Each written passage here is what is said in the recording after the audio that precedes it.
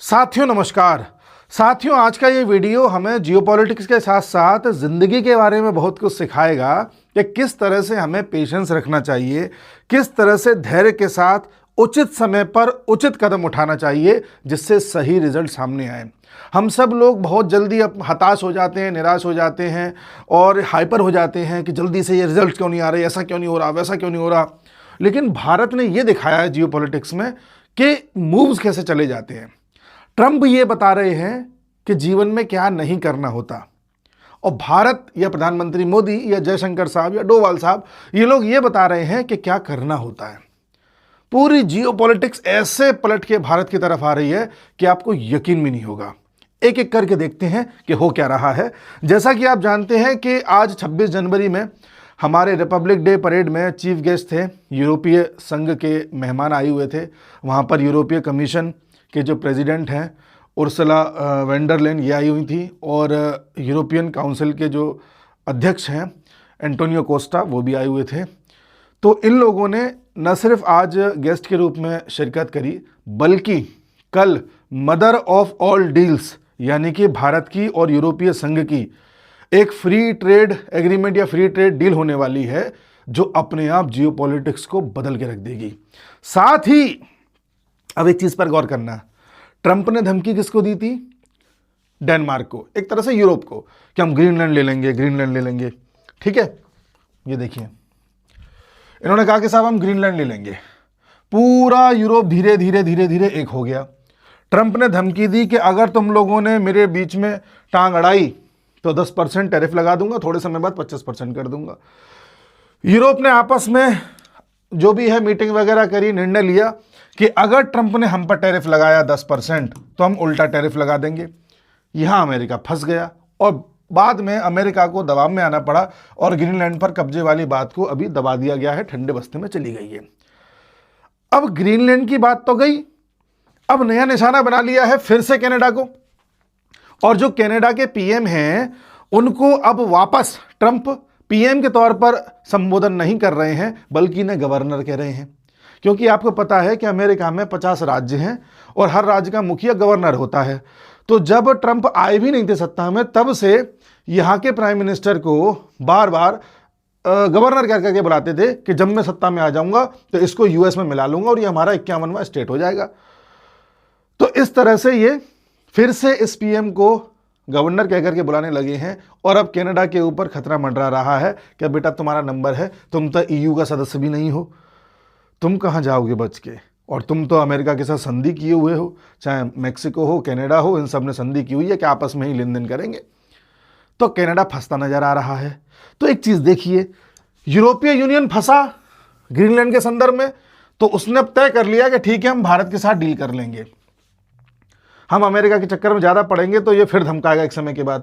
तो उसने भारत के साथ मदर ऑफ ऑल डील, ऐसी डील किसी के साथ कभी नहीं हुई है, सभी डीलों पर भारी पड़ जाए, ऐसी डील करने जा रहे हैं। आप कहोगे कनाडा क्या करेगा? आप जान करके हैरान होंगे, कनाडा भी कह रहा है कि हम भी भारत आएंगे, मार्च में भारत से बातचीत करेंगे, हम भी भारत से डील करना चाहते हैं। रशिया भारत के साथ डील कर ही रहा है। चाइना के संबंध भारत के साथ ठीक हो ही रहे हैं। ठीक है, कुछ जगहों पर चाइना दिक्कत दे रहा है तो हम भी उसे दिक्कत दे रहे हैं, ऐसा नहीं है कि हम ना दे रहे हो, वो एक ईगो क्लैश होता ही है। लेकिन हाँ, कई मामलों में चाइना भारत का सपोर्ट कर रहा है। यूएई का राष्ट्राध्यक्ष अभी आया ही था भारत, उन्होंने भारत से डील्स करी और जो पाकिस्तान से डील्स की हुई थी वो कैंसिल कर दी। ये सब भारत के साथ डील्स कर ही चुके हैं।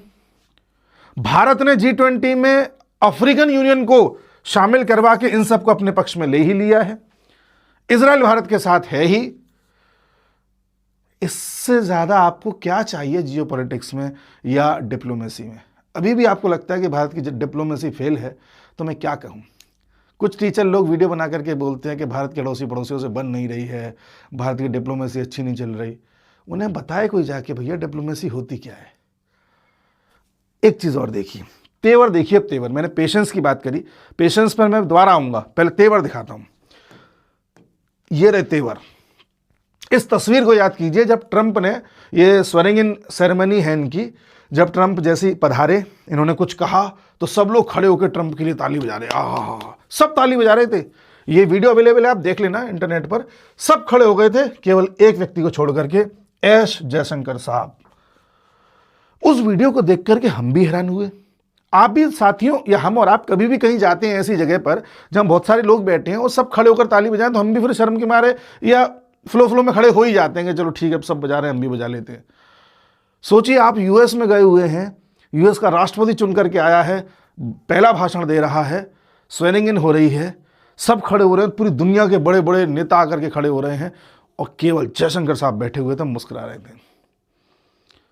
तेवर भारत हम नहीं समझ पाते हैं, हम बहुत छोटे लोग हैं। हम सबको उसी वक्त समझ जाना चाहिए था कि भारत किन तेवरों के साथ चलने वाला है। उसके बाद ट्रंप ने धीरे धीरे अपने रंग दिखाना स्टार्ट किए कि भाई हम चाहते हैं कि भारत के साथ हमारी ट्रेड डील हो जाए। हमने कहा ठीक है, बातचीत स्टार्ट हुई। हमारे पीयूष गोयल साहब जा रहे थे अमेरिका, बातचीत हो रही है, बात बन नहीं पाई। इस बीच भारत पाकिस्तान का युद्ध हो गया। उसके बाद ट्रंप ने नया राग अलापना स्टार्ट कर दिया कि मुझे पीस पुरस्कार चाहिए, नोबेल पीस पुरस्कार चाहिए, मैंने ही सीज फायर कराया था। यहाँ भारत का दिमाग खराब हो गया। भारत ने कहा है तुम कहाँ से? ठीक है, कोई गिनती करके लोग अलग अलग बताते रहते हैं। कोई कहता अब तक ये कम से कम 65 बार कह चुके हैं कि मैंने ही सीज फायर कराया था। भारत के प्रधानमंत्री ने एक बार संसद में खड़े होकर के बोला था कि किसी दूसरे देश ने कोई सीज फायर नहीं कराया है, ये भारत ने अपनी ही पहल से किया, पाकिस्तान की रिक्वेस्ट पे। वो चरणों में आके गिरा था, एक बार बोला बस, ताकि देशवासियों को भी कंफर्म हो जाए कि हमारे प्रधानमंत्री का क्या कहना है। उसके बाद रिपीट नहीं किया।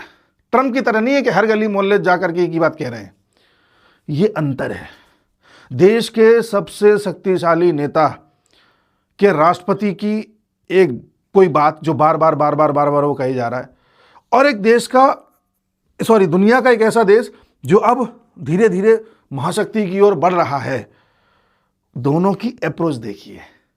एक की अप्रोच ये बता रही कि वो नीचे आएगा, और एक की अप्रोच ये बता रही कि ये ऊपर जाने लायक है। बस यही जिंदगी है। ठीक है साहब।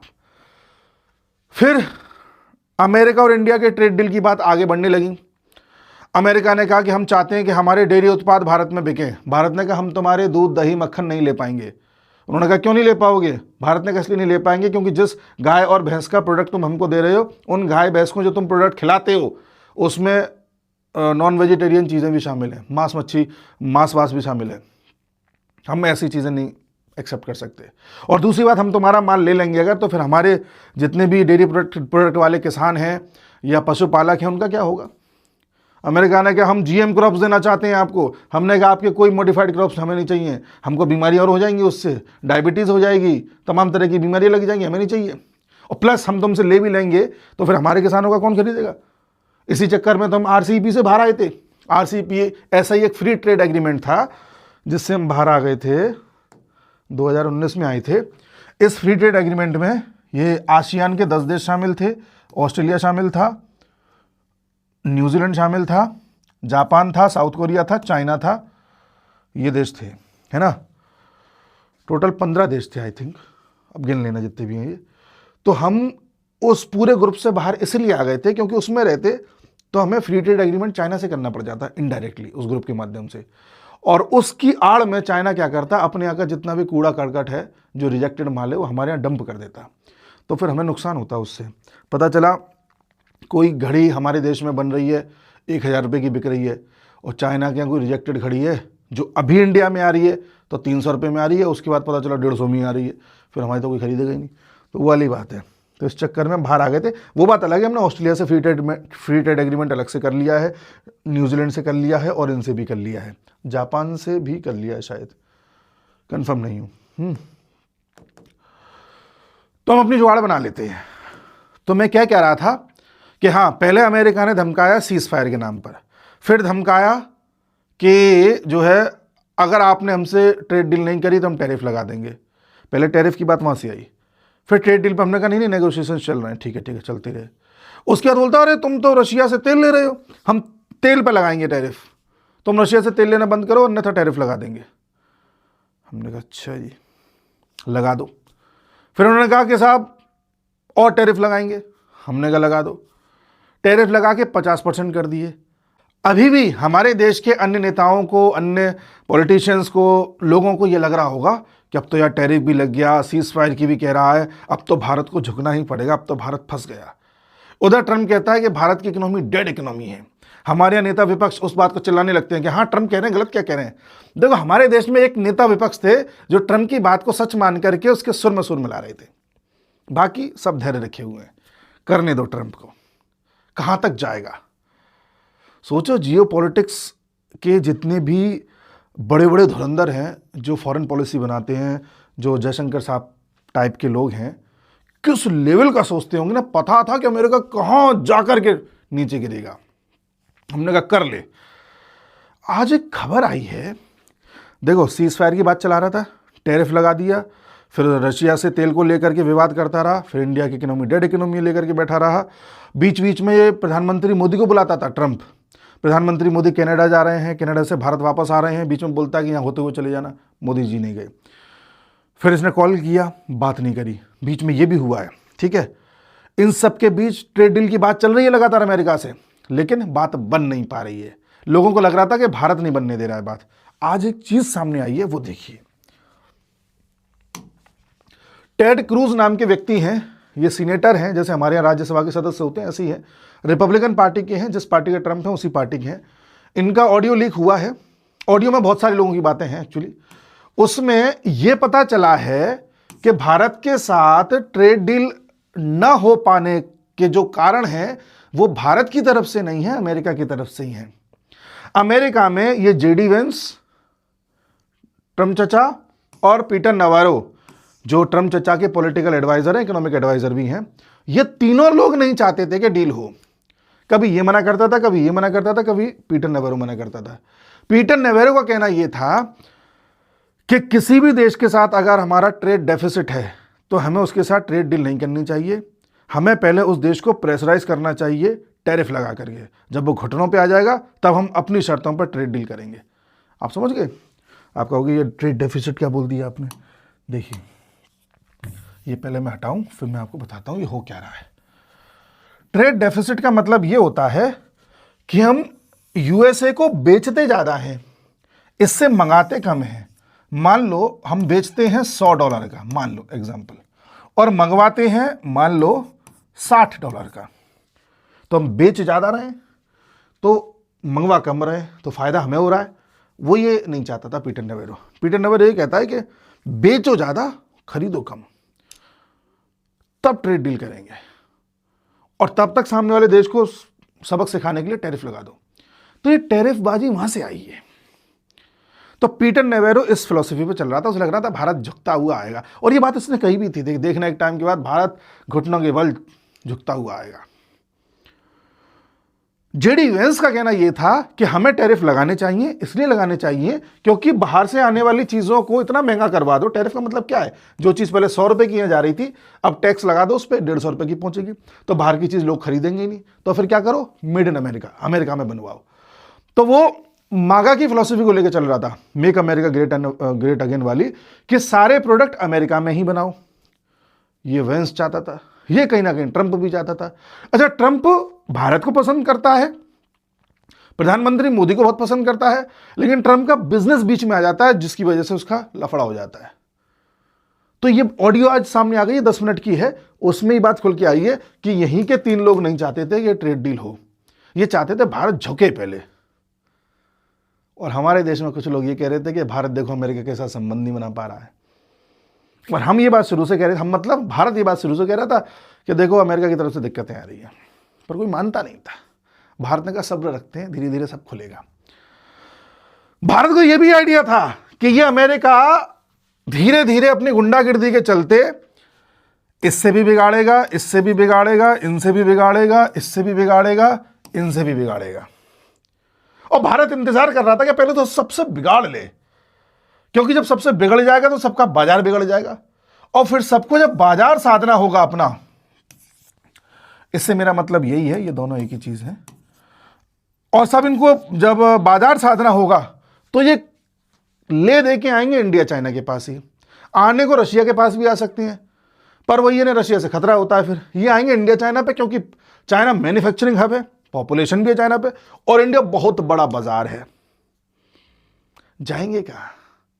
यही कारण है कि यूरोपीय यूनियन, जैसे उसे लगा कि यार ये ट्रम्प तो कुछ ज्यादा ही जो है हड़का रहा है और एक ही लाठी से सबको हाँक रहा है, ये अब सही नहीं है, हमें अगर एग्जिस्ट करना है तो भाई जल्दी से इंडिया से डील कर लो, वरना इस डील के लिए तो हम 22 साल से प्रयत्न कर रहे हैं, भारत और यूरोपीय यूनियन, नहीं हो पा रही थी डील। और भारत को पता था, ट्रंप का एटीट्यूड बता रहा था कि ट्रंप करेगा क्या, कहां तक जाएगा और फिर क्या करेगा। और यही कारण है कि कनाडा का जो अभी मार्क कार्ने है, जिससे ट्रंप पंगा ले रहा है, मार्क कार्ने खल का आदमी नहीं है, बैंक ऑफ इंग्लैंड का गवर्नर रहा है, बैंक ऑफ कनाडा का गवर्नर रहा है, बहुत पढ़ा लिखा आदमी, इकोनॉमिस्ट आदमी है, सब पता है मैं क्या कर रहा हूं क्या नहीं कर रहा। मार्क कार्ने ने पहले जाकर के चाइना से बोला कि भाई चाइना, यार हम फंस गए हैं, हमें अमेरिका को ही बेचना होता है, अमेरिका से ही खरीदना होता है, क्योंकि हमने एक तरीके से north American free trade agreement कर रखा है, जिसे नाफ्टा बोलते हैं, हम उसका हिस्सा हैं, हम तीनों जने। तो और अमेरिका हमसे ये कहता है कि तुम चाइना से कुछ मत लो। तो चाइना, अब हम तुम्हारे पास आए हैं, जो हमने तुम्हारी इलेक्ट्रिकल व्हीकल्स पर 100% टैरिफ लगा रखा था कि तुम्हारा इलेक्ट्रिकल व्हीकल अगर यहाँ आया तो उसके दाम दुगने हो जाएंगे, हम उसको कम करते हैं और 5% कर देते हैं बस। यानी कि 100 रुपये का व्हीकल है तो अब 105 का रहेगा। पहले ये था 100 का व्हीकल है 200 का पड़ेगा कनाडा में घुसते ही, तो हम उसे 5% टैरिफ कर देते हैं, कम कर देते हैं।